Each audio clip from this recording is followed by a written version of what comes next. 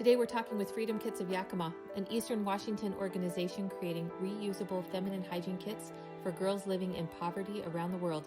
These simple kits help girls stay in school, protect their health, and live with greater dignity and confidence. We'll discuss the impact of this work and how small acts of service can create life-changing opportunities. Join us. So welcome to The Bridge. We're a podcast that focuses on connecting our community through meaningful conversations with our local nonprofits and volunteers. Today we're talking about something simple but highly impactful, the production and donation of reusable hygiene kits for women and girls around the globe, allowing them to pursue their education and careers while managing their periods with dignity and independence. We're excited for this conversation. We have Stephanie Wilson with us. She is president and treasurer of Freedom Kits based out of Yakima. Stephanie is a former software engineer turned Army wife, mother of 4, 40 plus years volunteering in church, school, and community to include many leadership positions, president of the Eisenhower High School Drama Boosters Club for 9 years, which is a whole podcast in itself, I bet, and president of Freedom Kits of Yakima for the last 3 years. Stephanie's been sewing washable hygiene, 5 years. So I also am going to take this time to say that I got your bio off the website. Sorry about that. No, and so we're going to update that. For the last 5 years, love knowing that. Stephanie's been sewing washable feminine hygiene kits for 10 years. And then also with us is Toni McBean, one of my friends from years ago that I just adore her. She's a retired school teacher, retired manager of Rexford Manor Senior Living Center, former business owner. Toni is the mother of 7 and grandmother of 23. Are those numbers still accurate? Yes. Okay, just double checking.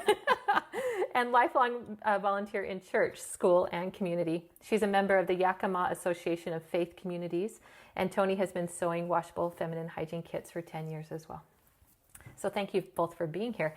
Stephanie, I'd love to start with you, since you are president of Freedom Kits. Can you tell us what are Freedom Kits?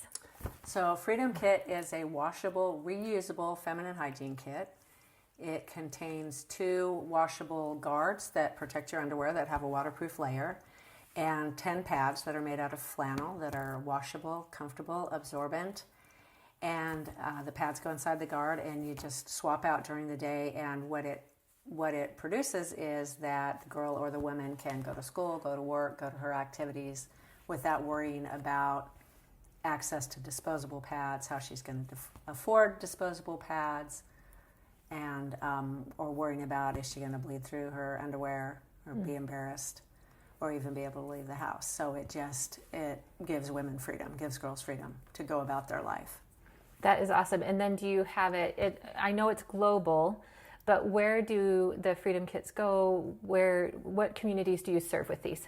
Okay, so most of our kits end up in schools, and we work with partner charities that take our kits overseas. That either they may have a school that they're sponsoring, the charity, or a hospital, a medical mission, economic development. We've had our kits go with all types of charities, or even church missions.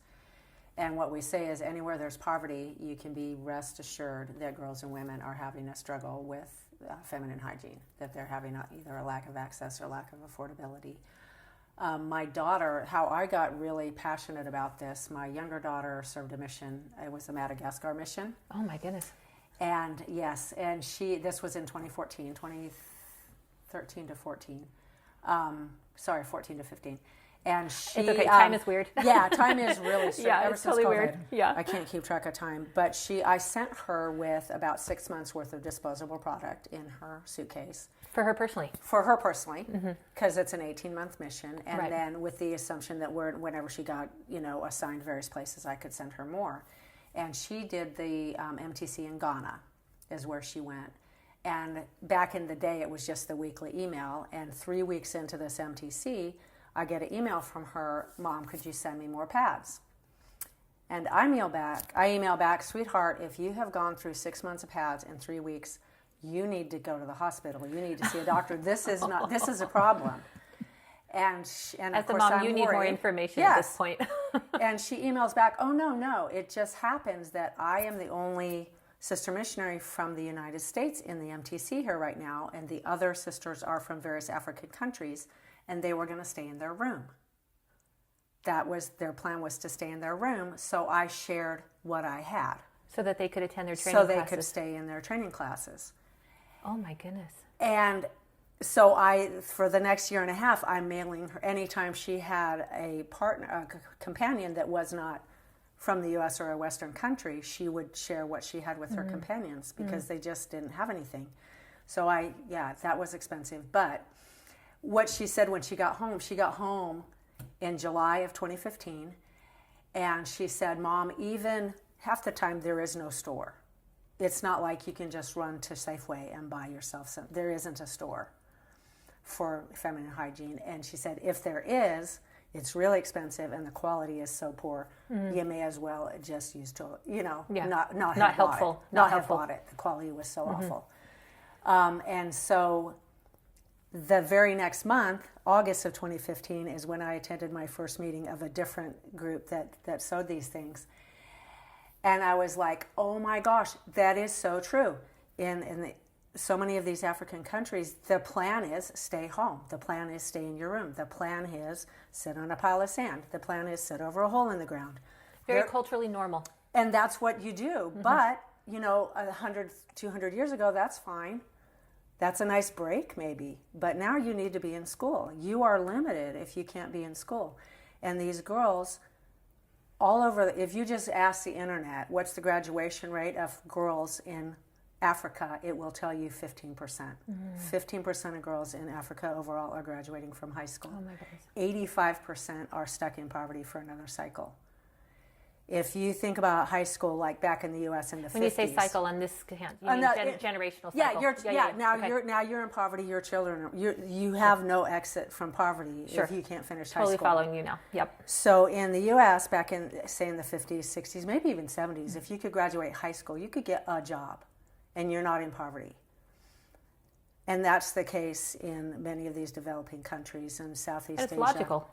Right, yeah. Africa. If you can finish high school, the doors are open. And you have a chance to escape poverty even if that's how you were raised. If you can't finish high school, you don't. You're not going to get a business loan. You're not going to get to teacher's college. You're not going to get to nursing college or anything. That door is shut. And so the countries we've got a map, which I had brought, but we have sent our Freedom Kits to 49 countries around the world. Oh my goodness, in the last 5 years? Yes, in 5 years we have a map and it's got little red stickers on If you send me a picture of it, I'll put it on our social media. Yes. Yeah, I'd love to. It's I'll amazing. Add it. Countries I had to look up, like Papua New Guinea, Guyana, tons of the countries in Africa, Nepal, India, Cambodia, Thailand. And you're saying 49 countries, and you're saying that you use other nonprofits to help ship them there or get them there. How many of those nonprofits do you use? One per country, or go ahead. We have 36 charity partners that have taken our kits with them, and people hear about us. They hear about us through our website. They hear about us through word of mouth. They hear about us from one charity to the next. Yeah, nonprofits talk to each other. They absolutely to each other, do, right? Yeah. And so whenever we get a request from a nonprofit that we haven't worked with before, we of course check out their website and you check the various things to make sure they're legitimate, have conversations with them, and talk about what they're doing. But sometimes it's just an individual. I have a cousin who is married to a man who is, his mother's from Morocco and his father's from Cameroon. And he was raised in the U.S. And about 2 years after we got started, I see he puts a Facebook post up about how his dad has this foundation and they had raised money for laptops to take back to his home village in Cameroon. Very cool. And so I message Alan. I'm like, Alan, seriously, I've known you 20 years and you never told me your dad had this charity foundation in his home village. He's like, well, I don't know, this and that. And I said, well, that's great. You guys raised all this money for laptops. What do the girls do for their period in your dad's home village?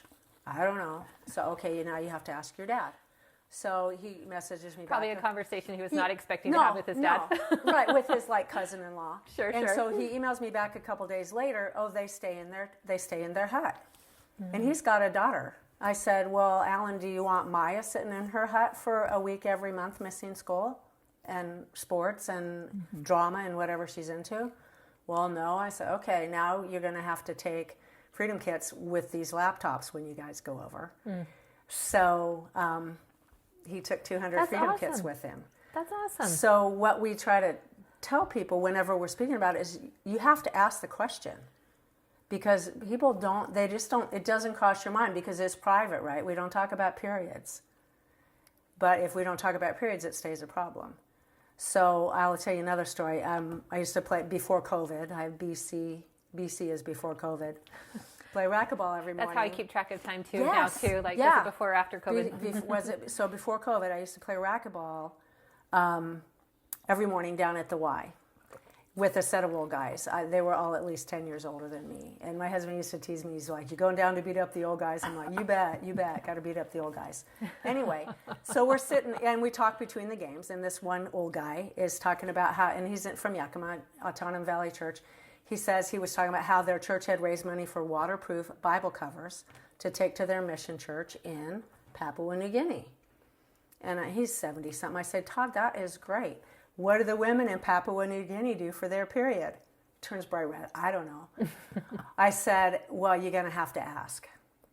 So he does. He asks his wife, and they happen to have a mission couple from Papua New Guinea staying at their house that week. And they have a menstruation hut for the village. So they go sit in the menstruation hut.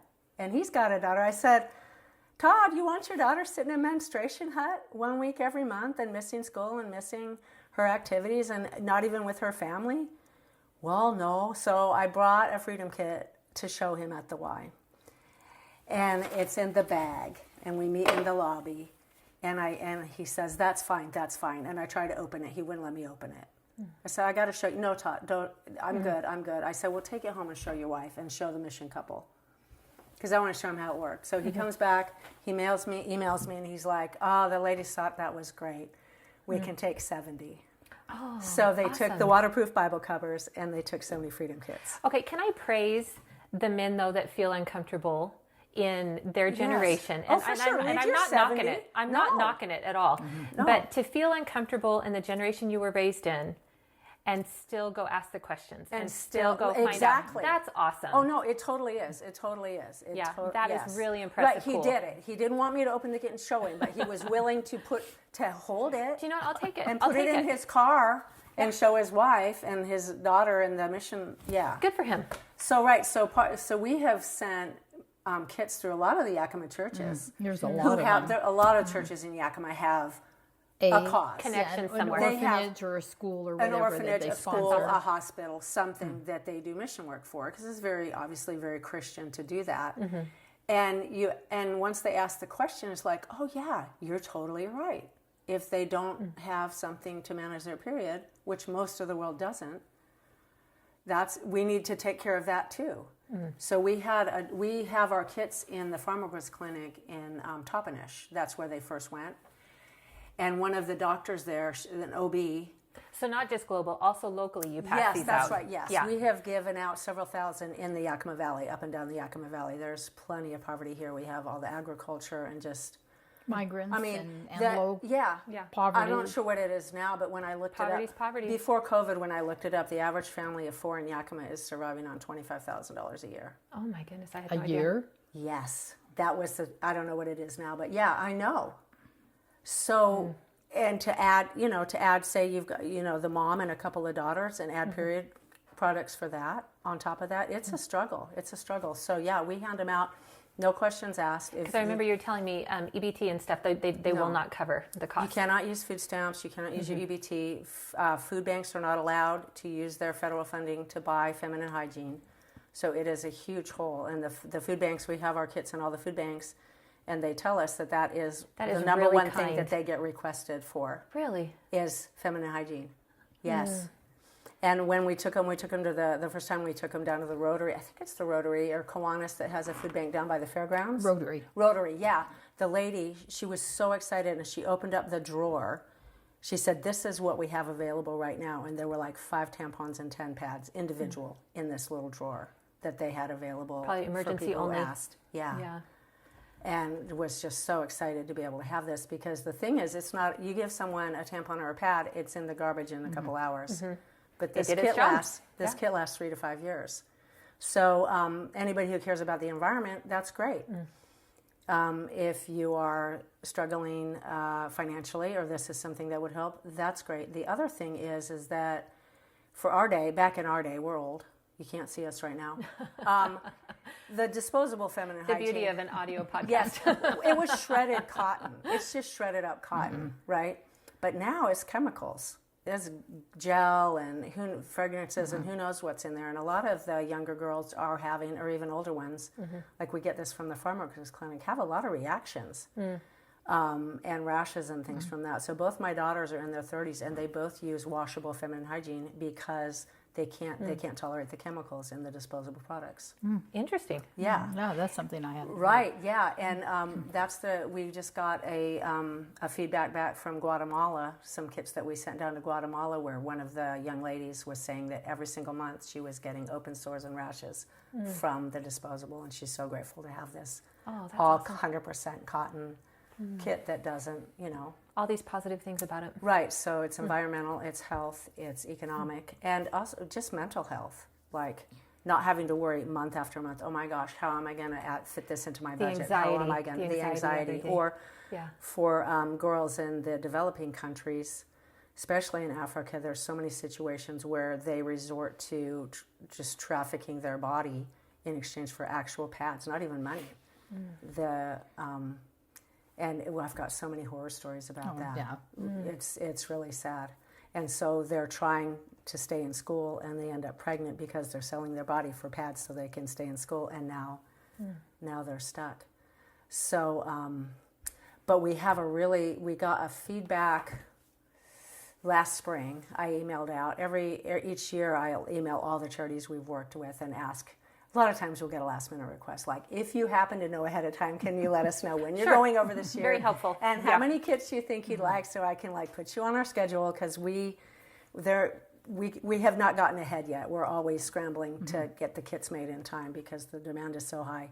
But I'll ask for feedback, and also if they've seen any results yet, because like I said about the graduation rates, and all over Africa and probably a lot of countries, at the end of 8th grade, there's an exam that all the students have to take. You have to qualify to go to high school. High school is not a given. You have to pass this set of testing in 8th grade to get to go to high school. And a lot of the girls won't even take that test because they know they've missed so much school at that point that they're not going to pass it. They've already given up. And there's no internet. The teacher's not sending your work home. If you miss it, it's a 0. You miss school that week, that's all a 0. It's not like the U.S. where they send your work home and you can log in and have all this makeup tests and whatnot. It's you're there or you're not there. So most of the girls don't even take it. And one of the charities emailed back and said that they can't see a change in the graduation rates yet, but that this year, the test is in April, they had 85% of the girls take that test.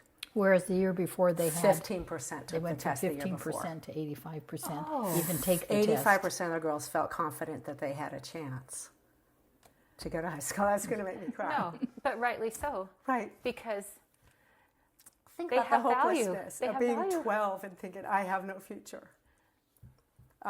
So anyway, 85% of girls take the test. Yay! So, and the other thing But that if I'm I love about understanding what that, you're saying too, because that is specific data to how they see themselves. Yes. Well, and that's what I was going to say again. We have charities now. I might have interrupted you. Don't even worry about it. We have charities now, because this is our 5th year, that are taking our kits for the 5th year. And if you think about looking to the grade above you in 7th grade and only seeing boys in 8th grade, or you're in 8th grade and you only see boys in 9th grade, girls don't know, right? Or you see a whole... There's always a question of, I'm not sure I belong there. Right, do I even belong there? But now we've got 5 years worth of girls moving their way up. So the 7th graders now can see girls in 10th grade succeeding, attending class, doing well, and that is exciting. And if you think about yourself back in... Whenever we've had a lot of times where we'll do little activities with the young women where they do some portion, there's cutting, there's folding, it's like service activity, and I'll give a little thing in my speech. I'll be like, imagine we're all at girls' camp together, all of us, and the young women's leaders are in the room, and there's always some priesthood there,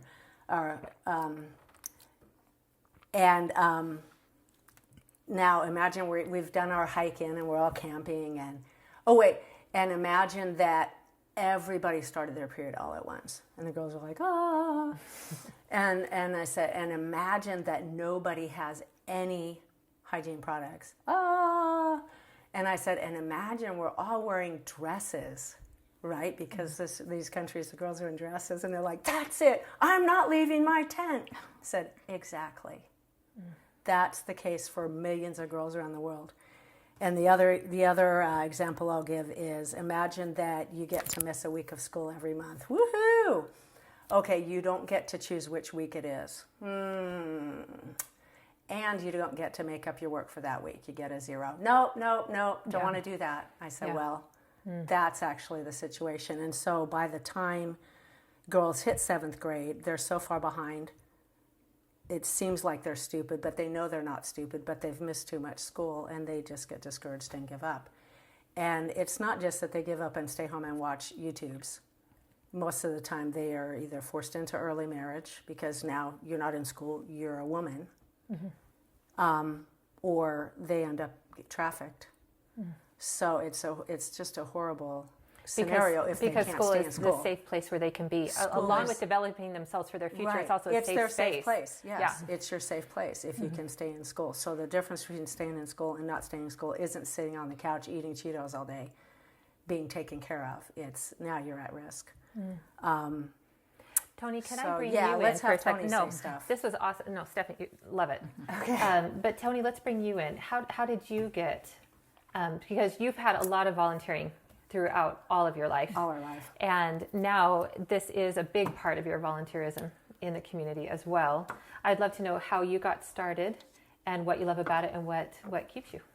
Yeah, 11 years ago, a wonderful woman named Ann Lewis came here as our mission president's wife. And she taught me about an organization she was affiliated with called Days for Girls, and explained how their leader, which I thought was so interesting, was in Africa with a humanitarian group looking for alternative fuels. And when she went to bed at night, a voice distinctly woke her up and says, "What are the young women doing for feminine hygiene?" And so she called a man who ran an orphanage/school, and amazingly enough, he answered the phone. And she says, "What are the girls doing for feminine hygiene?" He says, "Oh, they sit in a room on cardboard for a week. They don't come out." And she realized that there was a real problem. So she came home and got together with her friends, who I imagine were her Relief Society sisters, and they came up with all these ideas, these products. They were all white, because that's what our feminine products are, generally speaking. Well, that was not good, because especially in Africa, Muslim Meaning they were using fabrics and things that were white. that Okay, were sorry, white. just making sure. Yeah, and so they realized it was a problem, because in African countries where they're Muslim, any sign of blood, and it was hard to get this completely white again, what had been used as a pad and different I don't care what country you're in, it's very hard to get it white again. It is, Exactly. yes. Yeah. So the men would throw Even it with away. the Tide Pods, Yeah. right? So what happened is the men, husband, father, whatever, were throwing away the product that was discolored. And so they thought, this isn't working. Good so feedback. Good they to know. they went back to the drawing board, and they made it again as it is now, which is great, all these components All very in colorful, yeah. We'll link bright in some colored pictures. in Yeah. bright colored fabrics. They're beautiful. And Yeah. yes, and so that's how it got started. I started a group here. Stephanie was one of my favorite sewers. She was in the president group. for 7 years. And Stephanie was one of my favorite sewers in the group. And we started producing these kits, and we didn't have any money to speak of. We were just relying on people giving in-kind fabric, underwear, washcloths, different things, or buying, I found out where the headquarters of Hanes were and was buying they gave us a good price, a big volume amount, because underwear was the most expensive thing.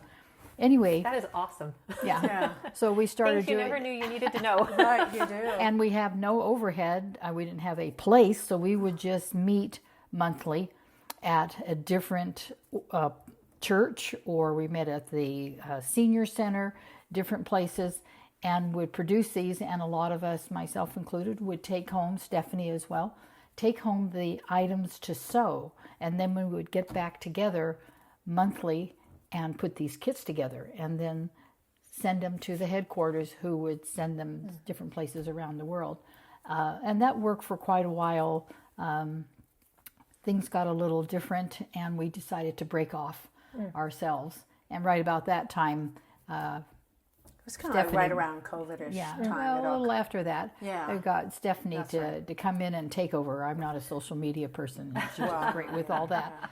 But anyway, I love the name, Freedom Kits. Yes, well, that was a hard. You know what's so funny? We had a meeting, so it was January 2022 that we decided we're gonna just form our own charity and do our own thing. And official paperwork, everything. Yes, The legal paperwork, all Awesome, great. the filed stuff, right? So we decided that in January, but obviously you have to have a name. So we had our January meeting, and we had a whiteboard, and everybody's putting their name ideas up there, right?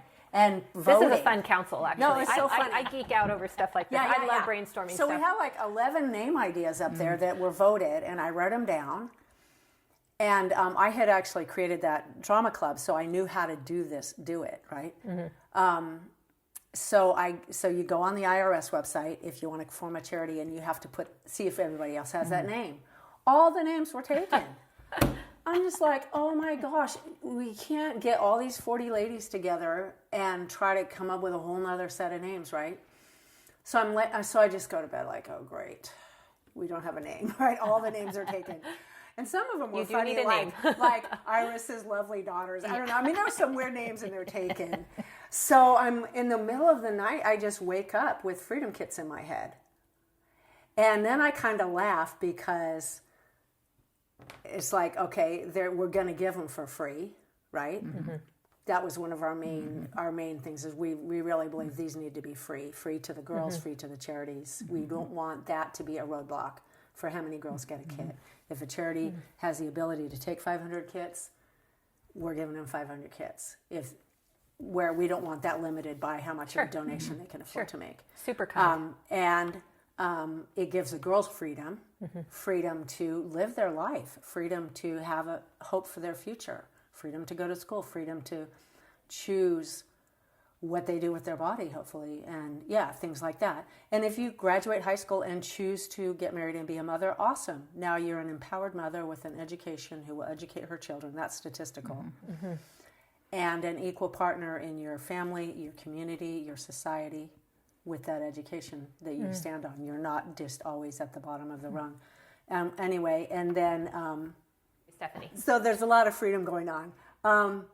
But we also joke that our favorite price is free, because we got all our places we use are free to us. We get almost all of our fabric donated for free, not the flannel, but the fabric. Our printing for free. We never pay for advertising. We use the newspaper and all these things. So our favorite price is free. But it really is a nonprofit community volunteerism at the truest sense. There's no salaries. We don't pay rent. We don't pay advertising. We don't pay transportation. Everything is volunteer hours donation. Volunteer hours, and a lot of times we're able to shuttle our kits where they need to go with people who already happen to be going. We got a separate grant to also pay for shipping when we need to. But anyway, so propose out the name Freedom Kits. Toni adds the of Yakima. And our little symbol is great because... we'll put this on too. One of our volunteers' daughters created this simple. Darling. She's darling. And it's the apple, because here we are in Yakima, right? The apple center of the world, and apples are related to education. And it's a quilted apple because a lot of us are also quilters and crafters of various sorts. So I love that. That's our I logo. love knowing that. Yeah. Yeah. Okay. We will definitely get that on our social media. And when we, in the early days, we used to always send our kits out in apple boxes too, because that's what we have. We were able to get them sometimes free from the we still have apple boxes that we got for free from the orchards. I still have apple boxes in my garage from when I lived in Yakima. Yeah, you gotta have over 10 years ago. Right, so they're real things. Those apple boxes are real. They're solid. And they're good. They're a whole box. And actually, Toni, I want to ask you a question from what we're saying, because already in our conversation we have referenced multiple times terms and cultural references to the Church of Jesus Christ of Latter-day Saints. Do you need to be a member of the Church of Jesus Christ of Latter-day Saints, to interact with your charity, to help your charity, to serve your charity, to donate to your charity? Absolutely not. Awesome. I would say, I don't even know. Most of our volunteers are not. We don't even know most of them, but no, this is non-denominational. It's a fully separate charity. Most of the churches we meet at for our workshops are not the LDS Church. Our Tuesday group is... And you've already shared multiple stories where you're interacting in the community with members of this church, members of this church. Yeah. Wonderful. We've got volunteers from probably a dozen different churches in the valley, and no church. It's not a religious organization. Yeah, we don't bring up that Ann Lewis, who started me with it, that Celeste Mergen, who started it, just happened. There we go. Awesome. Thanks for letting me ask that. I appreciate that. Utah and apple Oh, boxes. that's awesome. She's showing me a picture of the back of a minivan full of apple boxes. Yep.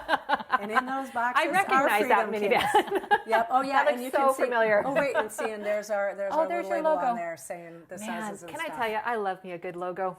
Yeah. I like your logo. Thank you. Anyway, yeah, no, it's not, and it never has been. It's always been a mix of just, if you have willing hands, come. Absolutely. Oh, I love that. So we've done a great job already. I'm just going through my list of questions that I want to double check, and we've done a great job of hitting a lot of them already. So I really appreciate you guys. Sorry, I'm reading through my list. You guys have done so well. Any specific story that has stayed with you that you would like to share? I feel like we've done a good job of painting a picture of what the need for these kits are and how lives change through them. But please, feel free. Stephanie, all yours. I'll tell you one. So my husband, I referenced that he was a physician, and he was doing it's not global, it's like Doctors Without Borders, but a different organization. I forget which one it was. And he was going... Same idea. Right, same idea. So he was going to do volunteer doctoring in Mumbai, in a slum area of Mumbai for 3 weeks. And as soon as he told me that he had signed up to do this, I was like, oh yeah, you're going to have to take Freedom Kits with you because it's poverty. And he says, how do you know they even need them? You know. And so a couple weeks ago, I'm going to call him and see if he wants to share his side of the story. Oh, he'll add it. No, he'll fess up. Okay. So then a few weeks later, he gets his plane ticket and travel information. I was like, ooh, how many suitcases are they allowing you? And he says 2. And I said, okay, one of those is going to be Freedom Kits because you can fit 50 Freedom Kits in a suitcase and it'll be just under the 50 pounds, to make this weight limit. And that's good data. And again, he's like, So about a week before he's going on this, we have them made, right? Yeah. He doesn't know yet. He's taking them. So about a week later, he's on this video Zoom thingy with the other doctors and the coordinatory people, and they're like planning up their thing. And I hear him in there on the computer, and he's like, well, so my wife, she makes these washable period kits. Is that something you guys would want? And I can hear the other people like, yes, please bring them. How many can you bring? Right? They're all excited. So he gets off the phone and he's like, okay, I guess I'm taking these things. So he does. He takes them with him, and he does his thing and does his doctoring, and it ends up that this clinic where he's working at, they have a single moms group where they help the moms with their babies and check the health of the babies and support these single mothers, right? And that's who they ended up giving the kits to. Because you can't go to work if you're having your period, right? And there's India also has all kinds of stuff about taboos about blood and things. So they're hindered economically because of that. So that's who they gave these kits to.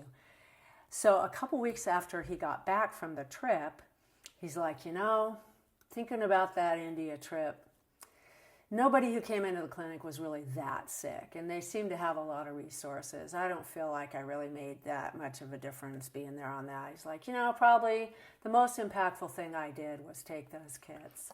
Oh. The women were he was just amazed how excited and grateful and relieved. And that's the thing that you see is just when the light bulb goes on about what this kit means, just the relief from the worry and the stress and the anxiety and the what am I going to do.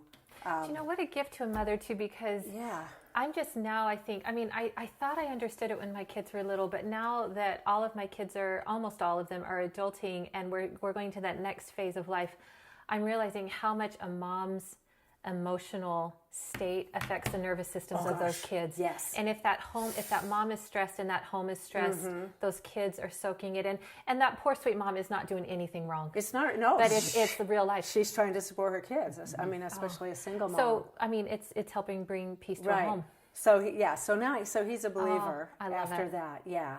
Tony, can I ask you really quick? I don't want to interrupt you. Yeah, Stephanie, no, sorry. go ahead. But That can was I my ask story. you, so I feel like we understand, or at least enough in our little world, the stigma of periods and what that means to women around the globe and locally in poverty. But is there any stigma attached that you have found when they start using these kits? Like, are they able to just go about their day wherever home is their home, and it's a non-issue for them because it's a non-issue.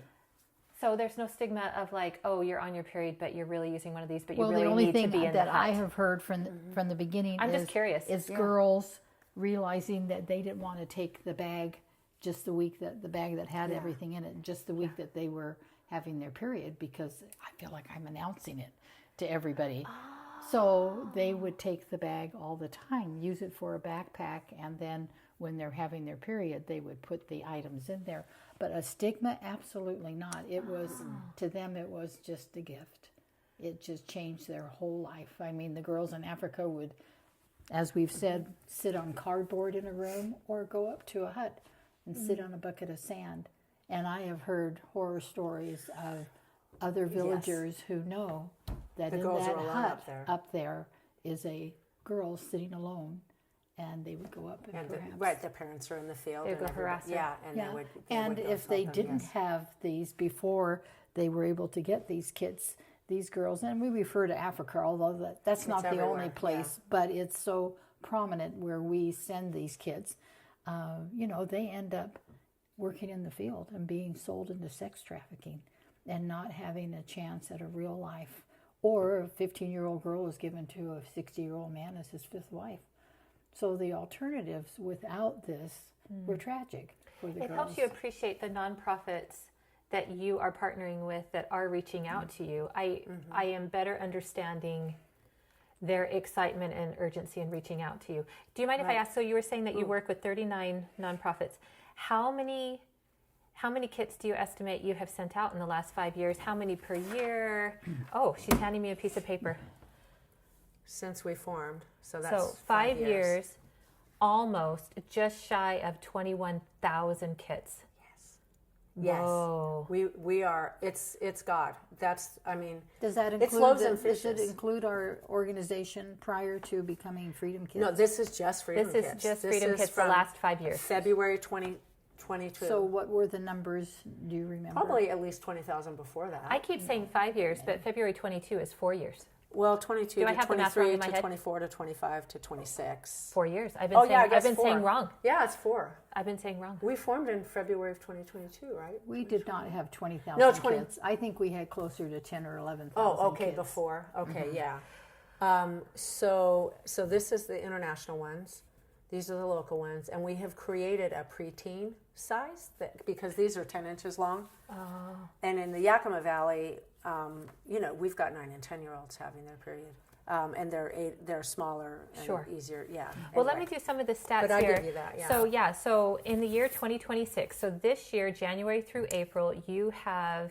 Is these kits that you have finished or that you've shipped out? That's gone. Finished. Those are gone. These kits are gone. They're gone. 2,032 kits just since January of this year. Right. In the year 2025, 6,211 kits. Yes. In the year 2024, 5,141 kits. So how big is your crew that serves these? I know, it's amazing. Yeah, because that's a huge amount of sewing, and That's that's it's a being lot said of by hours. someone that Well, sewing gives me anxiety. Right. It But stresses let me me out. show you this thing. So this guy right here, the guard, Yes. 17 steps. 17 individual steps. That's the most complicated. And the guard looks like a maxi pad like you would see in the store with wings, but Yes. this is sewn fabric. Yes. Yeah. And snaps. And snaps that go around. So there's 17 steps altogether. 4 of the steps are sewing. 17 steps for or sewing. 13 of the steps are not sewing. So people are like, well, I can't help. I know which can't steps sew. I would be doing. Yeah, I can't sew at all. There is I can't even put out a button. There's tracing, cutting, turning, ironing, snapping. There's all the, So there's a trimming. There's a bunch of steps that are not sewing. So we have our sewers. We have our sergers. Toni is a serger. My mother-in-law is a serger. She can talk for hours about serging. Yes. Very so cool. our sergers do this here, and the bags, you'll notice, we try to make everything with the best fabric we can, best materials, and to last. So the bags are also serged, so that's not going to fray and wear out. And again, this is audio, but they're gorgeous. They're gorgeous. It's just gorgeous stitching. And then we have a whole crew. There's more people who don't sew than do, but Those are my we people. probably have on any given week, because we meet every Tuesday for 3 hours, and we have between 40 and 50 people there working for 3 hours. Well, see, and initially when this started about 11 years ago, we didn't have a weekly sewing group. We met together, and people would sew in their homes. And there was a great Catholic organization of girls, Maryland was the head, and they sewed bags. We call them the bag ladies. And they sewed bags all the time. They're the ones that had 1,000 bags during COVID that we wanted to give, and these girls didn't want them. Anyway, after that, when Stephanie took over, they started having this Tuesday morning group that the ladies could come and sew at, and when we're a there, lot of people still work at home. Well, and that's the thing. I would say, speaking for myself, because I serge, I still see a big stack of the pads that I serge that are left. So I go home and spend an evening or two sewing all of those, serging all of those, so that we bring it back to the next meeting, because there's a group that's going to put the right colors together, because we want to have different colors of the pads that are together. And so we continue to sew Tuesday morning. There's a lot of us that do during the week, and then when we get together, which we happen to be doing this Saturday, we bring together all of these products, and we'll put together 300-400 kits. Do you find when you all get together like that, it's got to just be It's mentally, electric. emotionally It's beautiful, it almost is. like it's an old quilting bee. Oh, I get so Like, much energy. So from if the you're a group. volunteer in the community and coming to that, not only are you serving and helping girls across the globe that you will never meet, but you're also helping each other. Oh, absolutely. Yeah, It just is like very you much just a love each community. other, I guess. It's very contagious Yeah. to hear all these machines going and set up, because I like to bring very my own productive. serger, Yeah. and I put it in there, and I have 5 or 6 serging machines these going on tables around me, and so I just am like a machine, just getting those through there. Here, finish, you finish, know, and chat and catch up so with we'll each other we and- will sew hundreds of them on these Yeah, you guys are weekends. amazing, And we probably have about 30 volunteers who strictly work at home, which is totally fine. Totally great, yeah. They'll either show Serve up on where a you are. Tuesday, drop some stuff off, pick some more materials up, or drop, at our workshops. We have some who their time availability is just to come on the one Saturday a month, which is awesome, Yeah, it's awesome. and work. I love the whole come as you are mentality with Yes, it. Like, and our always thing is come when you can, leave when you must. I love it. And just help where you can. So we've got people who they volunteer at home. We've got a little group of ladies at Central Lutheran who they like to meet together, and they make pads, and they get material, and they meet together, and then they bring them back, and that is love it. totally fine. However you want to do it. One thing I like to say, and you'll put this on your picture, is Sure, I will. if you look at this kit, it could all be olive brown, the whole entire thing, and it would function and do the job. And we like to say we make it the beautiful part is the gift. I'm going to cry again. We want the girls to believe that they are worthy of something beautiful, well made and beautiful, that was made just for them. I love it. So we do try to make it. Marilyn, we've got a lady who It is. Yeah, I know. she I know on the matches up podcast they these can't see. fabrics. It is different fabrics. They're bright colored. They are happy. It is They're- absolutely right, gorgeous. But this is the gift is the beauty of what we're doing, and on top of the functioning.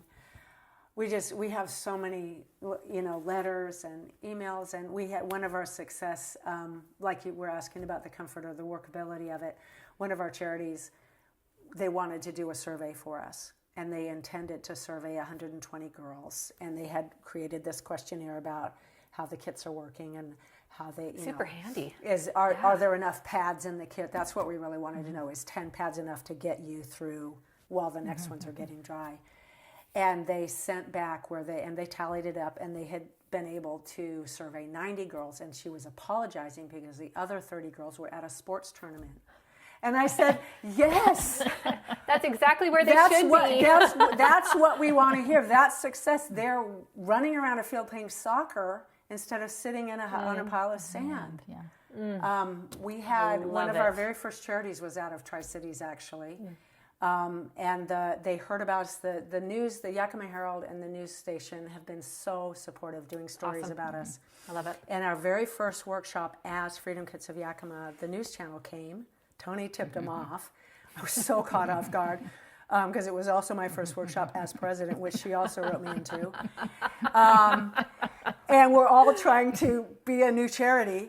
And the TV station shows up, but they played it at 11:30 that night. They played it at 6 and 11 that day.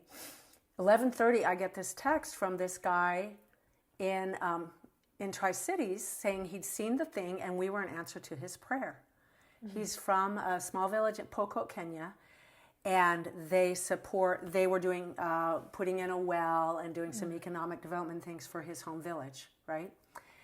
And there was a drought, and they had raised money to bring food over there, and the girls had a tradition to drop out after 7th grade. They didn't even go to 8th grade in this village. And they had also built this school, but they couldn't keep the girls in school. And they were and they were having a scheme that they were going to keep the girls over their summer break is basically the month of April. So this is February that he's messaging me. And they're getting ready to go back over there. And they had a scheme to keep the girls in this boarding school that served these 11 villages over their summer break in April, telling the parents that they needed to study for their exams so they could go to 8th grade. But they hadn't figured out how to feed them, which is why they were raising money for the food to feed these girls for the month, and also to keep them in school so they can, succeed. Right. And not be missing so much class. And then he sees about the Freedom Kits. So I asked him how many he needed, how many girls there were. He said 130, so we made 140, and that was our first international charity order. Awesome. So we make these 140 kits, and he and his wife drive up from Tri-Cities, and they meet us. Julie and I met him at this McDonald's to explain the kit, show him how it works, and meet with them about it. And he's super excited and can see his wife. She's a nurse, but for women, specializing. Totally, the light bulb goes on. They're like, "Oh my gosh!" They can see this really is the answer to their prayer. And then right toward the end, he got a really sad face. And I said, and I'm thinking, because he's did I say something culturally wrong? Sure. Or are dragonflies offensive? Or something. I didn't know what I said. And I said, did I say something? And he said, well, this is wonderful for the girls. They will be able to graduate high school, but then the men will not want to marry them. Why? And I'm like, oh. And he said, the men don't want an educated wife. Oh. Mm. And I looked at Julie and I said, well, if they're all educated, they're not going to have a choice. Just these cultural changes. Yes, cultural changes. Yeah, they take time. But he was so excited because he said this will save these girls from having to be literally the fifth wife and he said some guy my age. And he looked in his late 40s. They won't have to be the fifth wife for some guy my age. Do you know what I'm loving is as I'm watching you. So this kit right now is all opened up and all spaced out across this huge table that we're at. And what I'm loving as you're telling the story and sharing it is everyone is like a piece of this kit. I mean, someone starts here by donating fabric, and someone starts here by serging this, and someone starts here, and then it all gets put together and blesses the life of someone you will never meet. But we're all interconnected, aren't we? It's just amazing to me. There's probably 30, just looking at this table right here, there's probably 30 sets of hands that have helped with this. That's awesome. Because and it doesn't end there because it's going to get put together and it's going to be... Somebody unwrapped the soap. We unwrap the soap because we don't want to send trash to a place where it's going to end up in the stream. They have no trash can. Awesome. So, anyway. So, so speaking of all the hands that touch this project, Toni, if someone, if the community wants to volunteer, how do they connect with you? Oh, well, we have a Facebook page. They have a website. There's a lot of ways to be able to... We'll link that in our show notes, by the way. We'll get all the links out there. Go ahead. Yeah, to find out about Freedom Kits. And even if you're not in Yakima, for instance, I have a friend in Tri-Cities who found out where that... I'm from, Richland. Yes, Yeah, go ahead. Who found out that used to work for the other organization, was disenchanted with them. And then when she heard that I was doing this, she is sewing guards, which is the most complicated thing. And I bring her guards to sew, and she sends them back with me. So, I mean, anybody, anywhere can start doing this. In fact, I know that we have some of the ladies who are, what do they call them, snowbirds? Right, in Arizona. That go down to Arizona, and they have friends down there who will sew those things for them. In fact, also May Lynn, her husband was in the Navy, and she goes all over the country to all these reunions that they have. And she's setting up different people in different states, sewing different things for her and sending them back here. So, or people they don't have to sew just for Freedom Kits. Yeah. The whole idea is that they can make these, all of it, part of it. They can just serge, they can do whatever to make a difference in the lives of girls. Or frankly, if people want to donate, because we have strictly in-kind donations, or people that want to donate and be able to, so that we can buy PUL. The most expensive thing is underwear. We've got to send it to the girls because a lot of these countries, they don't have underwear. And they need it to be able to use this kit. So, I mean, they can just contact us, look up Freedom Kits, and be able to help with the sewing, with donations, whatever. It's a wonderful thing. They can start their own Freedom Kits in their own area. We had a lady who she was the executive director for Village Book Builders, Rachel McCracken. You may have heard the name. Anyway, she's taken our kits. I believe you. Yeah, I bet she's great. Right, she's taken our kits 3 times, and then she retired as the director of that organization. But she had her 50th birthday party a couple months ago, and had Don't Bring Gifts, Bring Underwear. Oh, I love it. And was able to donate us 30 packages of underwear. That is like a just served birthday party dream. Right. Yeah. I love it. So, and we showed up, and we had a service project for her guests to do for about an hour, where we had, because this part's fun, fabric, to just come up with these little coordinated matches that were going to be guards. So we had a bunch of light fabrics, dark fabrics, and pockets, and they just put fabrics together and had fun and brought underwear, and we got to talk about Freedom Kits. I love it. So you can have a Freedom Kits birthday. Well, and I have to say, as I'm sitting here with all these sewers, because I have people that are doing all kinds of different parts by me as I sit there with my serger, and it's so funny because most of the people there are either quilters or sewers from children from before, and constantly I hear them say, "Isn't this fabric cute? Look at this combination." Right. Oh, I know. We would get really bored if it was all the same. But this is all donated, and it is fun. all to go into the hands of a young girl, and whether or not she knows it, all the love of all the women's hands that have touched that to give to her. Right. And sometimes we'll get that in a thank you, like how touched amazing. they are that somebody would use their hands to make them something so beautiful. So beautiful and so life-changing. We hear that a But lot. here's the thing that will also make you cry. This is $10. The whole kit. The materials and everything that go in to make this kit. Imagine if the difference for your daughter graduating from 7th grade or high school was $10. Right? And what difference that is for not just her life, but her children and her children. Right? $10. I love it. I love it. That's, I mean, that's the thing, is just like, there's not a mom anywhere that wouldn't give it if she could. Right. Yeah, for sure. Yeah, for if sure. you knew that was the difference. Yeah. And it's a kit that costs the materials are about $10 worth. And then, obviously the time we put into, but people are like, oh, I can't sew. I said, I'll say, can you count to 10? There's 10 pads and somebody has to count to make sure there's 10. But there you go. Can you fold a washcloth? You can, if you can fold a washcloth, you can help. So I love it. It's not that you have to have it. You just have to be willing to help. I love it. Ladies, thank you so much for the conversation today. Before we close, though, is there anything that we haven't touched on that you feel we should? Because we can take that time. Covered a lot of ground. I just my personal. Take your time. Yeah. My personal. I just knew, because I like to give and share, and I just knew when I was finally through working that I wanted to do something that would make a difference in the lives of children. And I went into teaching because I had a wonderful first grade teacher who taught me to read, and she'd read a book to us every day the last 10 minutes. So I would latch onto that story, and I thought, I want to make sure that children around the world are able to get educated so they can read. This was perfect. And this was your path to do that? Yeah. Oh, I love it. Stephanie, how about you? I get asked to speak a lot of places, and I explain everything. And then what I really try to leave people with is we have to start talking about this.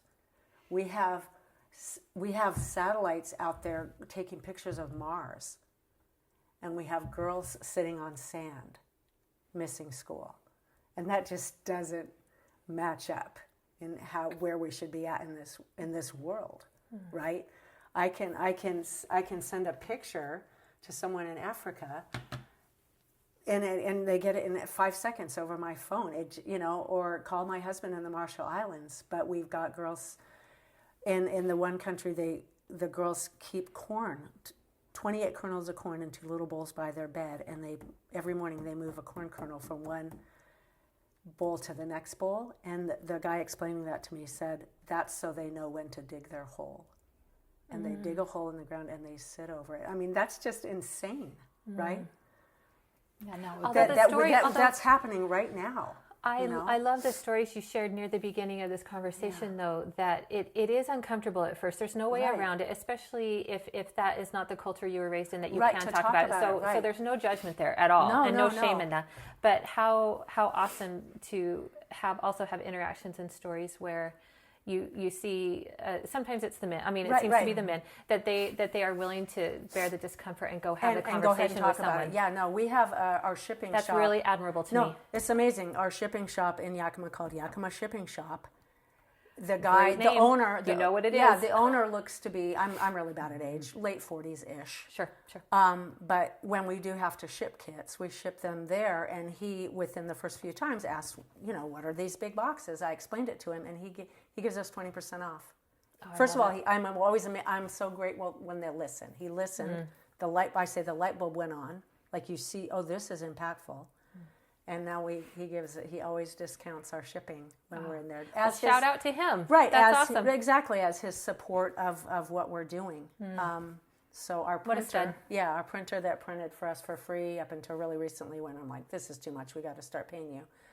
A guy who just got it. He just understood it. Well, he read an email that was sent out. This is before we were Freedom Kits, and he emailed me and said, I like what I'm hearing about this. I guess he read an article in the newspaper, and he said, what can I do? What can I do? And I said, well, we print instructions that go in the kits, and we have flyers if you could give us a good price. And he said to me, I'll do it for free. I'll do it for free, yeah. And it was just a small little outfit that he had. It was not a big printer. It's a one-man show, and he printed for us for free for 8 years. Oh, that's generous. And then the last 2 years we've started paying him, but he still discounts it way down there. Well, what an awesome example then of ask seeing ask the questions and seeing where can I serve and offer it. And then if you're listening to this conversation and you feel moved as well, you can go to freedomkits.org.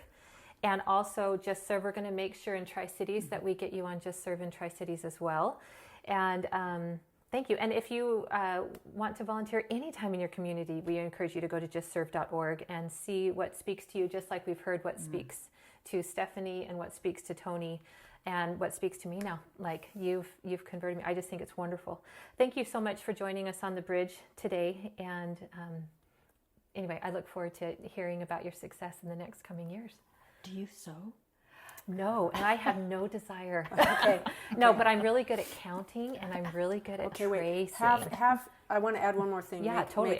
Make her edit it back in there, which is Oh no, I haven't even pushed stop. Keep going. when the United Nations or the Red Cross come in to refugee camp or those kind of situations, they do not bring feminine hygiene. That is not on the checklist. So they're needed. They're just very much needed. As a thing that they bring, right? Okay. Which No, but that's good to know. Yeah. Yeah. Somebody's making the decision of the things that are most necessary, and that doesn't make the cut. Well, Not just yet, like you not said, yet. you can't use your food stamps. No, Or right, things exactly. for- Food stamps, food banks aren't allowed to use their funding for it. So it really is, and there's So only you're filling a need. yeah, we're filling a need. Yeah, Yeah, I so love one that. of our ladies, that Rachel that I was talking about, has taken our kits to a huge refugee camp in Malawi several times. And I'll just let you read this after, but No, yeah, it's awesome. really amazing. So Oh, I yeah, love it. add that it's just, it really is a need that just has not been recognized enough yet. Well, Awesome. and, I and love if it. I can just add one more thing, I Please. remember when we first started doing this, and we ended up taking some kits down to Guatemala in the far reach mountains.